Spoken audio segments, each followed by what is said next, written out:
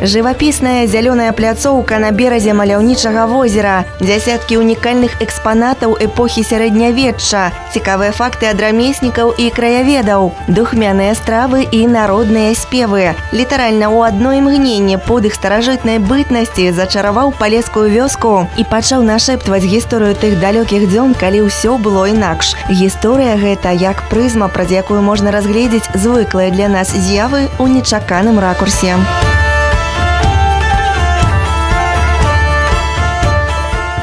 Вообще вся белорусская земля, она богата своей историей.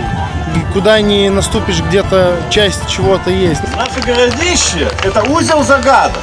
Может быть, пойдет время, когда мы перенесем Пинск в городище. О нем знают в ученых кругах Академии наук, в Институте истории. А вот мы, рядовые граждане Пинска, совсем живем и совсем не знаем, что здесь рядом находится такое уникальное место. Фестываль под адкрытым небом по гісторыі і краязнаўству ў вёсцы гарадзішча правобразе сапраўднага горада Пінска запрашае. Тут ахінае дух гісторыі, неверагодны антураж. Гістарычнаму святу прысвечаны чарговы выпуск спецыяльнага праекту тэлеканала Пінск «Палеская скарбонка».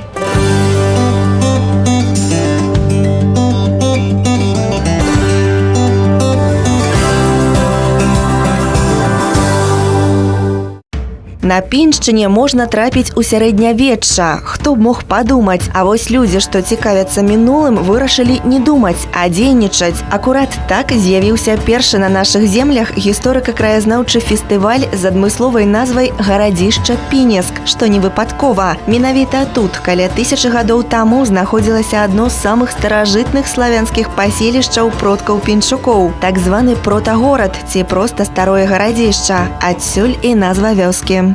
Сюда шли легенды и о подземном ходе. Сюда шли бенедиктинский монастырь, итальянцы с Италии. Вот на берегу этого озера произошло и в Первую, и во Вторую мировую войны, можно сказать, 2 речных сражений. Куда ни посмотришь, тут все дышит историей. У вас монастырь расписывали выдающиеся итальянские мастера. Один Карл Хюгель, что значит. А сегодня, кто пришел на этот праздник, можете считать себя мобилизованной историей. Мы находимся на передовой понятия того, что есть Пинская земля, откуда есть пошел город Пинск. Решили придать импульс какой-то истории, культуре нашего края. Значит, 2018 год – это год нашей малой родины. И буквально в 15 километров от нашего города находится такой уникальный археологический комплекс, как комплекс Городища. Мы хотели создать такое хорошее настроение, подготовить не скучную лекцию, а преподнести ее в таком интерактивном режиме, чтобы каждый мог посмотреть, ознакомиться с теми предметами, которые мы реконструировали, услышать об этих предметах, узнать о их назначении. Ідэя зладзіць гістарычны фэст пад адкрытым небам належыць Алексею Ноздрыну і Вячаславу Ільянкову. Першы гісторык, рамеснік, кіраўнік аб'яднання «Кавальская майстэрня» ў Брэсцкім абласным цэнтры інавацыйнай і тэхнічнай творчасці. Другі – вядомы палескі краязнаўца і журналіст. Разам распрацавалі своеасаблівы экскурс у мінулае для лепшага ўспрымання будучыні. Так, пры падтрымцы мясцовай выканаўчай улады Піншчына адкрывае для сябе новы фармат. Изначально задачу мы ставим, чтобы наши детки приехали и увидели, и нашли эту связь с прошлым, с историческим, и чтобы понимали, как жили раньше наши предки. И надеюсь, что в дальнейшем будущем этот фестиваль развернется все шире и, возможно, станет традиционным. Духовное возрождение, сохранение хороших традиций на Пинщине – это самая главная задача, которую мы сегодня ставили организаторы совместно с районной исполнительной властью. Падзея пакуль больш камерная, тым не менш істотная ў гісторыі і культуры Піншчыны. Такім чынам можна зазірнуць у яе мінулае, адчуць самабытнасць нашага народа праз мясцовую каранёвую традыцыю і быт жыхароў самага папулярнага гістарычнага перыяду – эпохі вікінгаў. Дарэчы, паказальныя баі рэканструктараў – адзін з цікавейшых момантаў фестывальнай праграмы. Вось яна, жывая спадчына.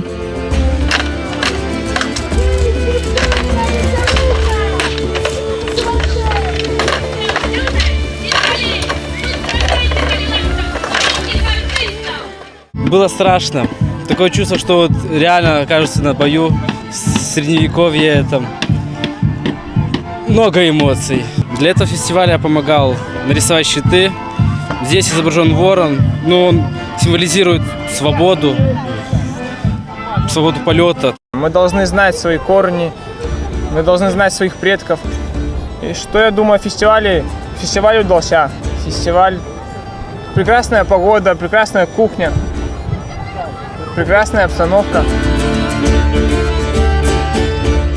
Приехало много людей посмотреть на то, что мы делаем. Мы рассказываем историю, вот, что было, показываем, как люди жили, что ели, что пили, вот, чем сражались, были сражения, у нас все получилось, я вижу, людям нравится. Дело в том, что нельзя такое забывать, то есть, это же интересно, на самом деле. Вся белорусская земля заслуживает, чтобы ее историю знали, а Пинск особенно. Здесь очень много проходило битв, торговые пути, очень хорошо расположен Пинск.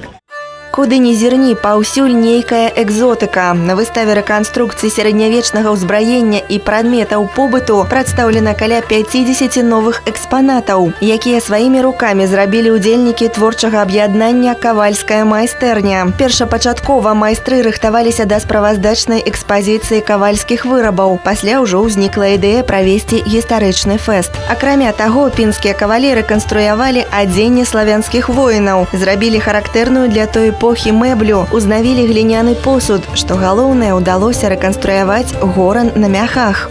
В ходе археологических исследований 80-х, 90-х годов здесь было обнаружено много предметов, равных по ценности нету на территории Беларуси. Там даже и можно говорить о том, что их даже нету в таком количестве, как на территории бывших стран Советского Союза.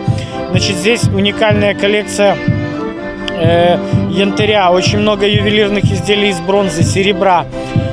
Много литых накладок, поясных наборов, которые подчеркивают о высоком статусе местных жителей X века.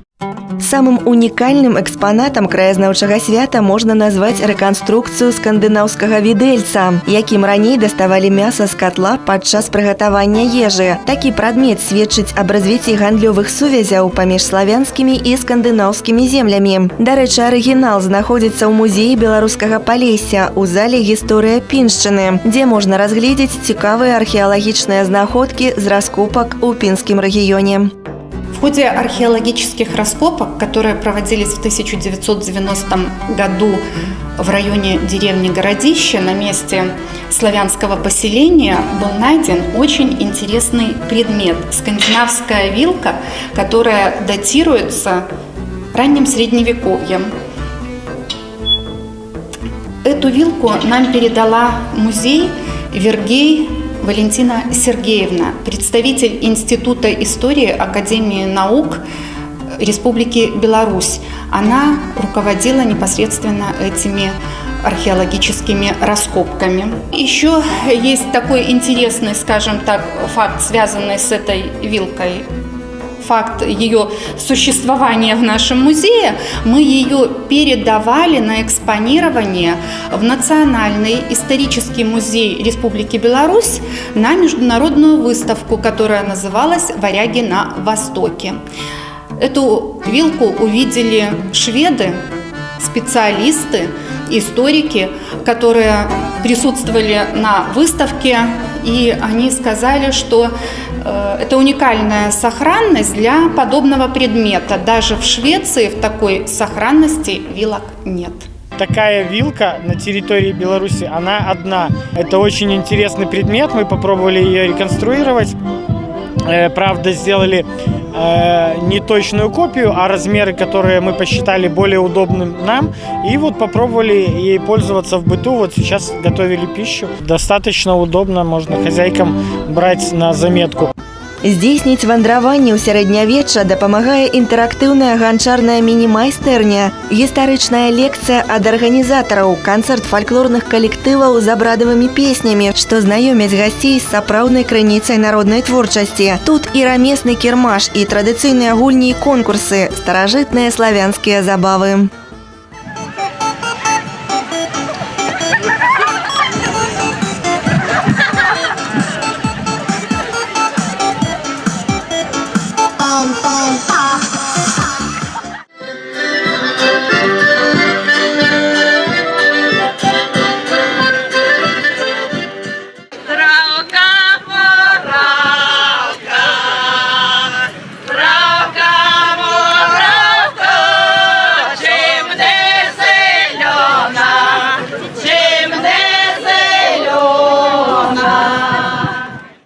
Краязнаўчы фэст адлюстроўвае ўсё непамернае багацце традыцыйнай культуры палескага народа, мае пазнавальнае і жыццёва-эстэтычнае значэнне. Вёска Гарадзішча сапраўды унікальная мясціна з надзвычай багатай гісторыяй. Ёсць звесткі, што людзі жылі тут з часоў фінальнага палеаліта, каля 7-га тысячагоддзя да нашай эры. У год малой радзімы, калі абуджаецца краязнаўчы рух, гэта набывае асаблівае значэнне. Пінскі краязнаўца Вячаслаў Ільянкоў прывёў нас на месца заснавання протагорада, старое Гарадзішча, узгорак, які можна лічыць пачаткам пінскай зямлі. Сюда привело людей реки. Реки это были такие своеобразные шоссейные магистрали каменного века. Куда текла река, туда шли и люди.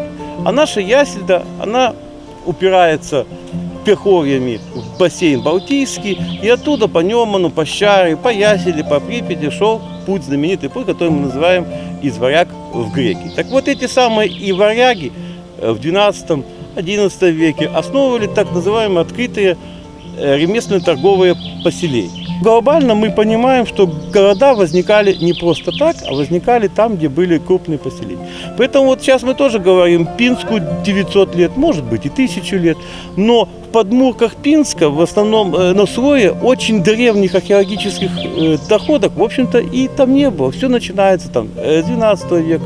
Тут же начинается 12 век, только завершает вот эту первую эпоху викинга. И мы вот видим хорошо сохранившееся, это очень такой редкий там случай, когда не застроено, не сохранившееся большое поселение и городище. Так что, может быть, когда-то понятие Пинск, это и название Пинского Припын, он будет тоже перенесено вот на это городище. Любители истории могут обойти само озеро и поискать его на его берегах и каменные стрелы, или лепную керамику. Дело в том, что само озеро, оно имеет карстовое происхождение, то есть это когда последнее было оледенение, оставалась большая глыба льда, она обтекала землей, песком, ну и оставалось такое хорошее углубление, и оттуда вокруг в эпоху теолита стали населиться там люди. Так что поселение городище очень древнее, со славной историей. Спадчына як вузелок таямніц, што неабходна разблытваць на працягу жыцця. Свая далёкая і надзвычай цікавая, асаблівая гісторыя ёсць у кожнага народа, у кожнага мястэчка. Разумець і памятаць сваю гісторыю, насіць культурны скарб свайго краю ў жывой душы, як вечны светач полымя, святы абавязак. Калі ведаеш, як жылі продкі, чаго жадалі, пачынаеш разумець і сваё прызначэнне. На Піншчыне захоўваецца багатая культурная і духоўная спадчына, якой і прысвечаны спецыяльны праект тэлеканала Пінск «Палеская скарбонка».